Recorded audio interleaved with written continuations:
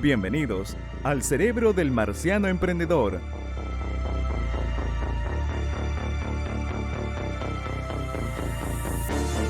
Un podcast para reflexionar y discutir negocios de otro mundo con Miguel Ángel Ruiz.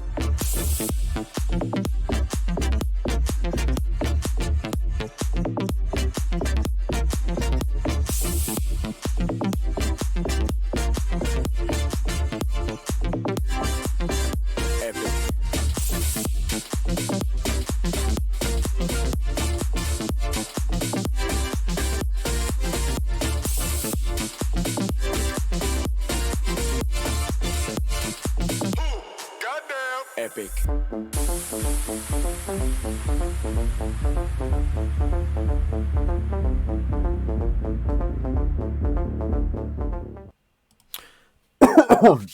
Espérame, ¿se ve bien?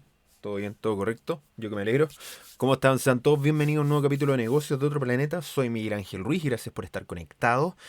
Hoy día vamos a hablar en este capítulo de Negocios de Otro Planeta, sobre cómo funciona el cerebro. Estamos ya en lo último que nos queda de la serie Neuromarketing completo y vamos a hablar de dos cosas. Primero vamos a hablar de los modelos que explican el cerebro, su funcionamiento y por último probablemente vamos a terminar con un capítulo que se va a tener que extender hasta el siguiente, no en este capítulo, que va a ser sobre el cerebro, los sesgos cognitivos. Tengo 3 articulazos sobre los sesgos cognitivos que explican los sesgos más utilizados. Hay más de 400 sesgos cognitivos. Entonces, los más utilizados, los más conocidos y cómo podrían aplicarlos a sus negocios para entender, ¿no?, a cómo funciona su cerebro y el de sus consumidores. Así que gracias por estar conectados otra vez. Y quiero partir así una explicación y un contexto. Yo partí en el mundo del neuromarketing con una charla de un gurú de turno que vi. La charla me pareció muy buena, empecé a investigar, me gustó su contenido, lo seguí en redes sociales cuando no era tan gurú, cuando solo tenía miles de seguidores, no millones.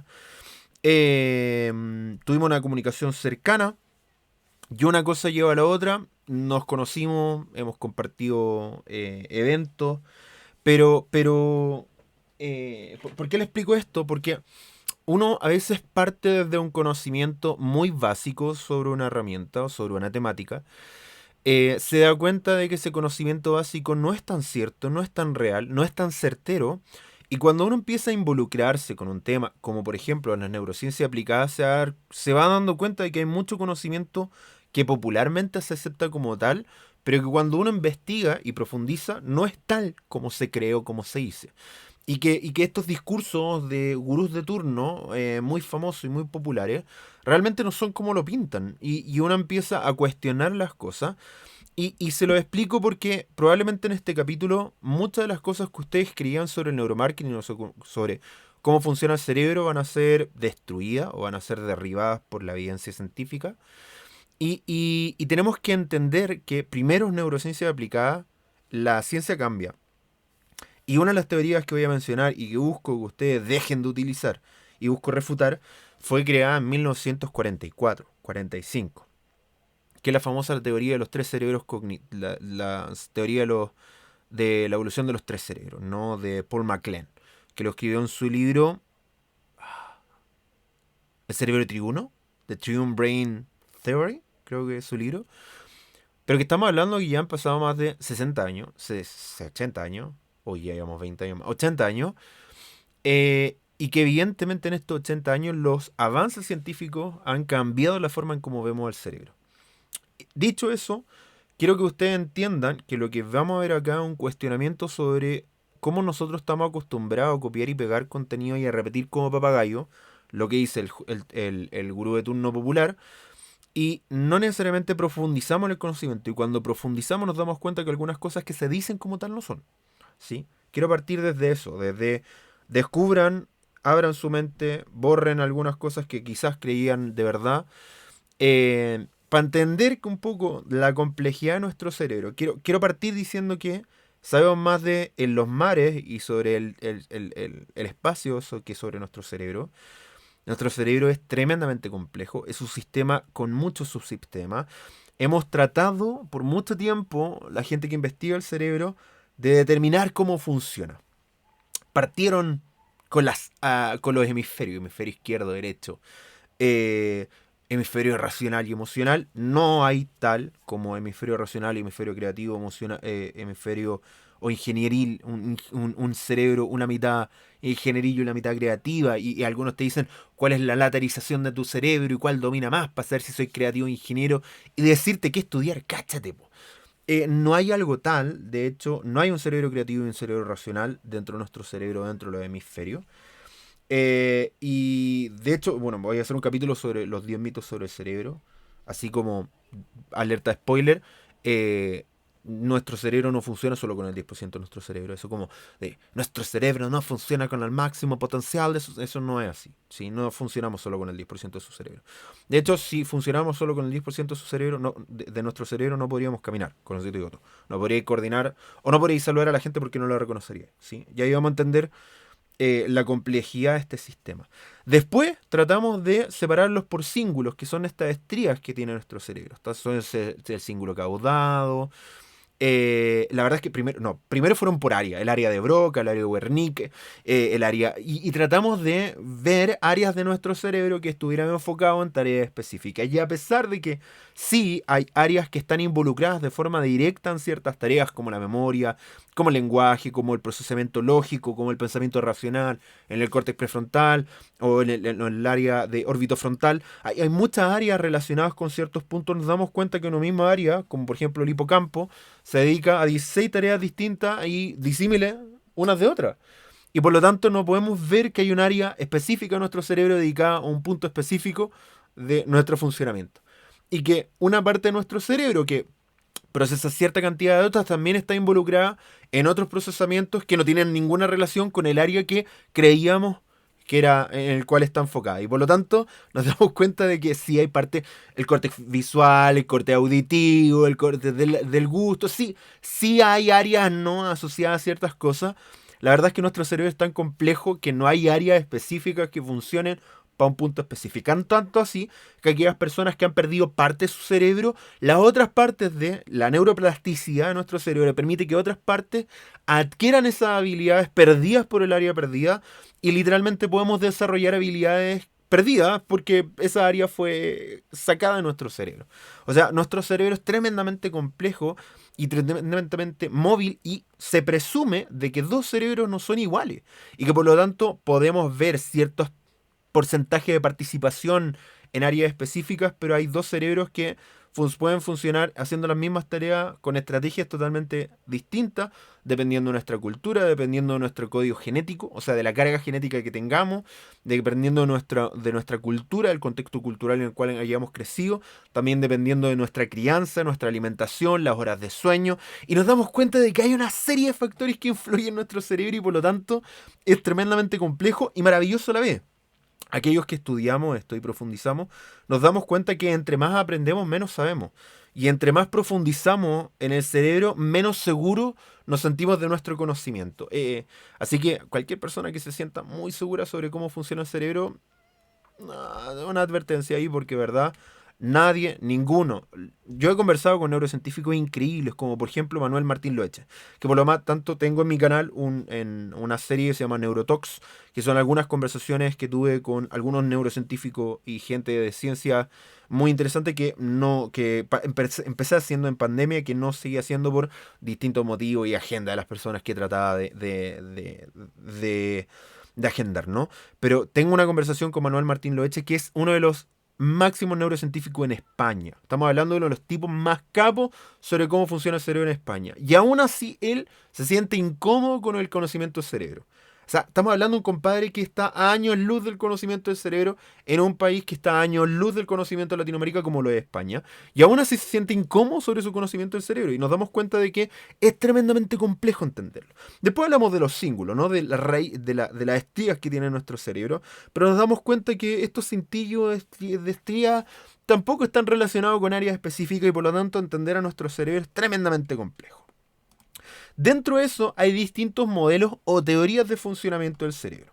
La primera, una de las más conocidas, el cerebro triuno o The Twin Brain Theory o el reptil. El reptil, ¿sí?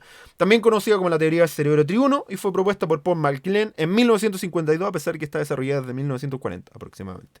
Originalmente como la teoría de la evolución de las estructuras anatómicas del cerebro en el tiempo, comprenderán por qué simplificaron su nombre al cerebro triuno. Comprenden, esta teoría habla de 3 regiones cerebrales, las cuales son el reptil, el área reptiliana o primitiva, el cerebro viejo o de los mamíferos o límbico, y el neocórtex, que es el cerebro humano o racional. El cerebro primitivo, según esto, está a cargo de los instintos, la supervivencia, la alimentación, dominación, el poder, la defensa, la protección y la reproducción. El segundo cerebro límbico es quien controla el sistema nervioso, en el cual se concentran las emociones, los miedos, las sensaciones, motivaciones, el aprendizaje y la memoria. Y el último, también conocido como el córtex, que está hablando sobre el racionamiento, la abstracción, la sapiencia, la planificación y en nuestra área racional. El problema de esta teoría es que, a pesar de ser bastante popular, simplifica demasiado el funcionamiento de nuestro cerebro y nuestro entendimiento sobre cada uno de estos cerebros y la interacción no es correcta. De hecho, hay un estudio que se los puedo compartir después, si lo encuentro. Si lo encuentro ahora, lo dejo en los comentarios, si no, lo dejo en los próximos videos del podcast. La comprensión... Espérame, deja ver si se está viendo todo bien. Okay. La comprensión que tenemos sobre el cerebro, por ejemplo, sobre el cerebro reptil, no es tal. O sea, nosotros creemos que el cerebro reptil es un cerebro que depende, por ejemplo, de la observación y que no tiene sentimiento. Y que está basado en el funcionamiento de los reptiles, pero nos damos cuenta de que en investigaciones sobre reptiles no funciona el cerebro. No es que los reptiles sean solo instinto, no hay emoción de por medio. Los reptiles sí sienten emociones y que tienen un complejo sistema de emociones muy detrás. Y que por lo tanto no es que tengamos un dinosaurio y un reptil. Y hay frases que han popularizado estos neurogurús de turno y que repiten sus lacayos como papagayo, como por ejemplo esa es el susurrale el reptil. Y eso no funciona, compadre. No hay un reptil de nuestro cerebro. O sea, no hay un reptil, un mono y un humano compitiendo por la atención de nuestro cerebro. No funciona de esa forma. No hay estructuras tan definidas como lo dice esta teoría. No hay procesos tan definidos como esta teoría. Y por lo tanto nos damos cuenta que esta teoría suena muy bonita, pero que no es cierta, no es real, no es concreta. Otra forma de cómo explicar bastante popular y antigua era los 2 hemisferios. Existen varias interpretaciones y conceptos de parte de los 2 cerebros. Se habla de la racionalidad y la creatividad, que es un concepto bastante antiguo y demasiado simplificado. Y la mayoría de los procesos cognitivos y emocionales están distribuidos por ambos hemisferios, ¿sí? De hecho, hay áreas que están literalmente están enfocados en ambos hemisferios del cerebro. Si bien hay cierta lateralización de ciertas áreas como el área de Broca o Wernicke, que están en el lado izquierdo, que procesan el lenguaje, pero el hecho de que la racionalidad esté en un lado y la creatividad en el otro es bastante antiguo y errado. Y de hecho, esta teoría está tan errada que nosotros, cuando hemos hecho investigaciones sobre la creatividad, nos damos cuenta que la creatividad nace de una interacción entre ambos hemisferios y se concentra en el área que conecta ambos cerebros, que se me acaba de olvidar el nombre. Acabo de tener un ictus en mi cerebro. Pero hay una parte que conecta ambos cerebros y en esa área, en la conexión de ambas dimensiones, en la conexión de sinapsis, en la conexión de elementos no relacionados, ahí nace el eureka, ahí nace la creatividad. De hecho, es muy divertido cómo funciona en el cerebro, porque nuestro cerebro empieza a aprenderse, se empieza a concentrar el área en una parte de nuestro cerebro específica. Cuando comenzamos a tener una eureka, a desarrollar una idea, el cerebro se ilumina y se apaga y ¡pum! Nace una idea. Es hermoso cómo funciona desde el punto de vista desde el cerebro y desde la interacción de cómo funciona nuestro cerebro. Otra teoría que no apunta a lo neurobiológico, lo neuroanatómico, sino al funcionamiento, es una teoría de Daniel Kahneman que está hoy día bastante en discusión. Daniel Kahneman, en su libro Pensar rápido, pensar despacio, dice que no es que tengamos necesariamente 2 sistemas, pero es una forma de cómo explicarlo, a pesar de que nosotros lo tomamos como si fueran 2 sistemas reales, que son 2 formas de pensamiento que interactúan entre sí. Un pensamiento rápido, que está basado en el instinto, en la rapidez, en la emoción, y un pensamiento más lento, basado en el raciocinio y en el pensamiento y en la reflexión. Y ahí hablamos de slow thinking, fast thinking, pensamiento rápido, pensamiento despacio, pensamiento sistema 1, sistema 2, sistema emocional implícito, sistema racional explícito. Y esto de alguna otra forma, simplifica el funcionamiento de la conducta humana más que de las bases neurobiológicas de cómo funciona nuestro cerebro, ¿sí? El modelo explica la toma de decisión de forma irracional, el sistema 1, entonces un sistema automático rápido, un piloto automático, y el sistema 2 vigila y controla el sistema 1, pero necesita más atención y más esfuerzo, ¿sí? Ahora, hablando sobre esto mismo, hay otra teoría que es sobre que habla sobre la asimetría del córtex frontal, ¿sí? Y en esta asimetría del córtex frontal, o la Symmetric Frontal Cortical Activity, es una teoría nueva sobre la especialización de los hemisferios cerebrales. Es una representación asimétrica del control de los procesamientos emocionales. La teoría tiene dos áreas: la affective balance, que es positiva, son efectos positivos versus negativos, y motivational directional, que es approach o withdrawal, que es acercamiento o alejamiento, ¿sí? Tiene una medición de neurofeedback con herramientas de electroencefalograma. Normalmente se utiliza en el córtex prefrontal, normalmente con 4 canales, idealmente 6, con los 2, con 8, que son los 2 que se ponen detrás de la oreja, que nos permiten tener los puntos de control, porque acá no se mide actividad cerebral. Y por lo tanto se ponen o de 4 a 6 canales en la parte del córtex prefrontal, midiendo una simetría entre uno y otro. El córtex prefrontal está asociado a la función ejecutiva, estableciendo metas, involucrando en la información de planes, en la planificación del comportamiento y la toma de decisiones. Posee una memoria de trabajo, que es una memoria de muy poco tiempo. También tiene la expresión de la personalidad y adecuado comportamiento social. Tiene el control social. Es con el cual nos inhibimos, y sí, no inhibimos, ¿no? Porque lo otro es desinhibir. Y no inhibimos, ¿sí? Dejamos de hacer ciertas cosas. Entonces, este modelo posee, como les contaba, con emociones positivas en el sector izquierdo y con emociones negativas en el sector derecho, además de un área motivacional, y la motivación de acercamiento, que son emociones positivas y expectativas de experiencias positivas, más enojo y motivación enojo con motivación de confrontación en el lado izquierdo, y motivación de retracción con emociones negativas y miedo de alejarnos en el sector derecho. Y por lo tanto nosotros podemos hacer un análisis de si la persona siente cercanía o emoción positiva o negativa dependiendo de qué área. Por ejemplo, cuando se les presenta un producto y van experimentando con él, vamos viendo dónde se concentra la activación cerebral. Si en el lado izquierdo significa que el producto le gusta, que se quiere acercar hacia él, si lo quiere consumir. Y si la área derecha de nuestro cerebro se activa, significa que quiere alejarse del producto que no le gusta o que le provoca emociones negativas. Y por lo tanto podemos ver el efecto, ¿no? De un estímulo de marketing, publicidad, de un packaging de un producto, de un software, etcétera, a través de la medición de esta simetría del córtex prefrontal, ¿no? Estas son las teorías más utilizadas dentro del mundo del neuromarketing, y como les explicaba alguna vez, nuestra forma de entender el cerebro reptil no es tanto así. De hecho, hay una revisión de más de 40 años de investigación de cognición en reptiles, y los reptiles están lejos de ser seres estúpidos únicamente instintivos, como es representado erróneamente el cerebro reptiliano en la teoría Macken, ¿no? Entonces, cuando entendemos esto, nos damos cuenta de que el funcionamiento de nuestro cerebro no es tal como nosotros creemos. Sí, voy a dejar el artículo de los 40 años, porque lo encontré. El artículo de los 40 años de investigación de los metadatos sobre la investigación sobre reptiles, y un artículo que escribí yo sobre cómo funciona nuestro cerebro desde el punto de vista de la neurociencia. ¿Les parece? Para que lo puedan leer, para que lo puedan revisar. Y ahora, tengo 18, me quedan 12 minutos teóricamente, vamos a ver cuánto alcanzamos a desarrollar sobre el cerebro y los sesgos cognitivos. Los sesgos cognitivos son parte de la teoría de Daniel Kahneman, son la heurística, y estos son atajos o shortcuts mentales que nos permiten basar nuestras decisiones o nuestra percepción en base a nuestro conocimiento previo, y en base a cómo funciona nuestra biología, y en base a cómo hemos vivido a lo largo del tiempo. O sea, nuestro cerebro calcula el futuro en base a nuestro pasado. Así decía nuestro cerebro. Entonces, ¿dónde está esto? Este término fue acuñado por Kahneman. Los sesgos cognitivos son atajos mentales, son juicios intuitivos, a veces muy contraintuitivos, que se basan en conocimiento parcial, en la experiencia previa, o en nuestros recuerdos o suposiciones que nos hacen ser más ágiles en la forma de decir, ágil, no necesariamente efectivo. y por lo tanto son útiles a la hora de tomar decisiones.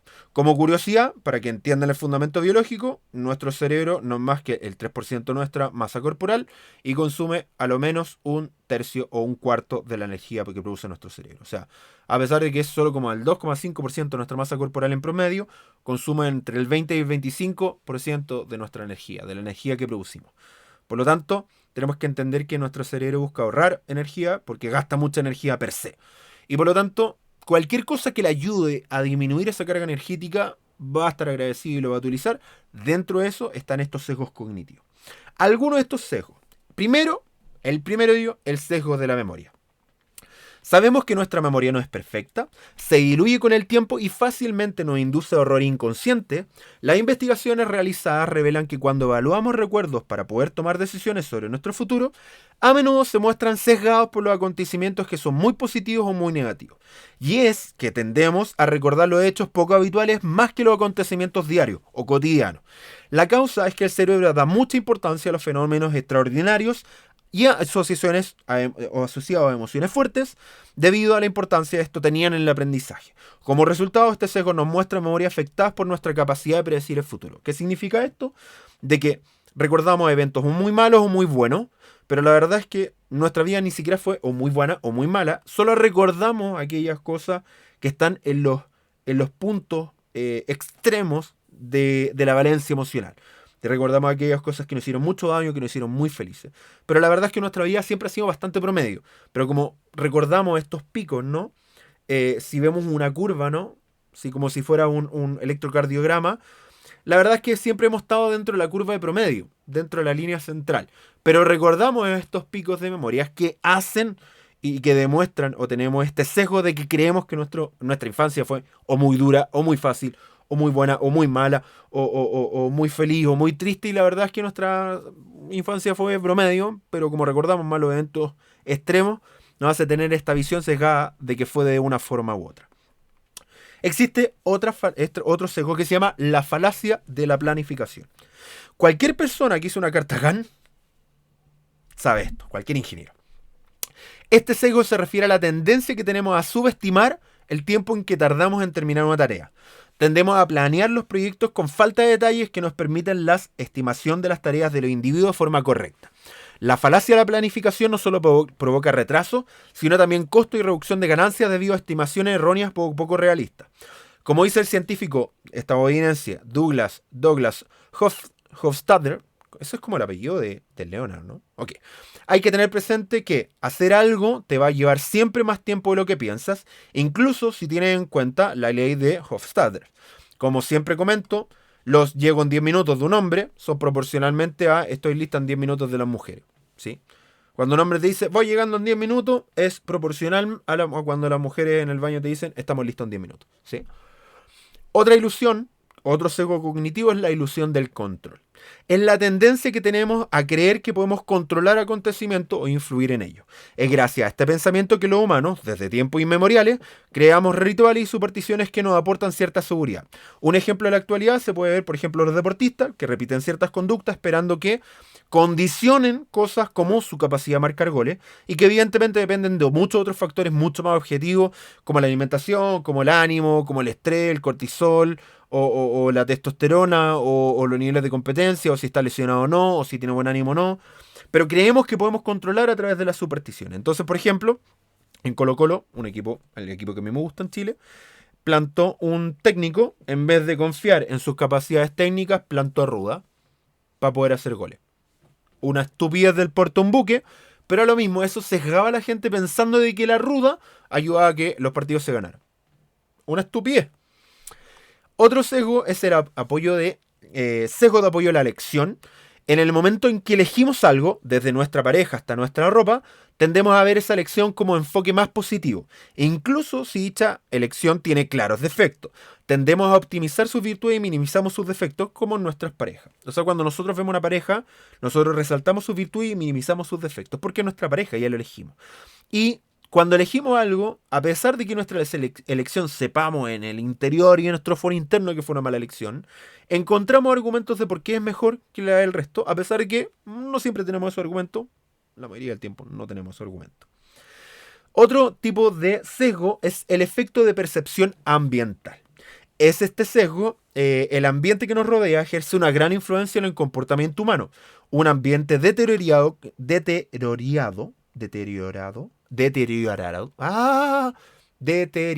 ahí sí, caótico y sucio provoca que las personas se comporten de forma menos cívica y también le induce a cometer más actos vandálicos y delictivos. Este fue el efecto, el de la base de la teoría de las ventanas rotas, ¿no? O sea, ¿se acuerdan de, se puso un auto en una población muy mala o en un lugar peligroso y un auto en un lugar muy rico, en un lugar tranquilo? Evidentemente en el lugar malo, al poco tiempo el auto fue desmantelado completo. En el otro lado, por muchos días el auto se mantuvo ahí hasta que un día le tiraron una piedra y el auto se rompió.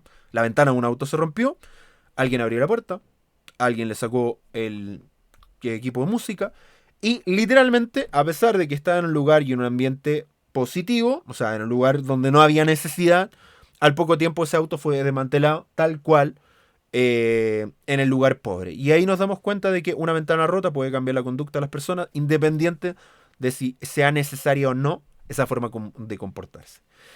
Estudiado por el psicólogo Philip Zimbardo.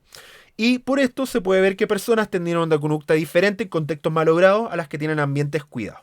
Por ejemplo, personas de Latinoamérica nos comportamos como Latinoamérica. Cuando un latinoamericano se va a un país más civilizado, por ejemplo, como Australia, cambia la conducta. ¿Son las leyes? No. Es el contexto social, cívico, ambiental, social, el que los lleva a comportarse de cierta forma o no.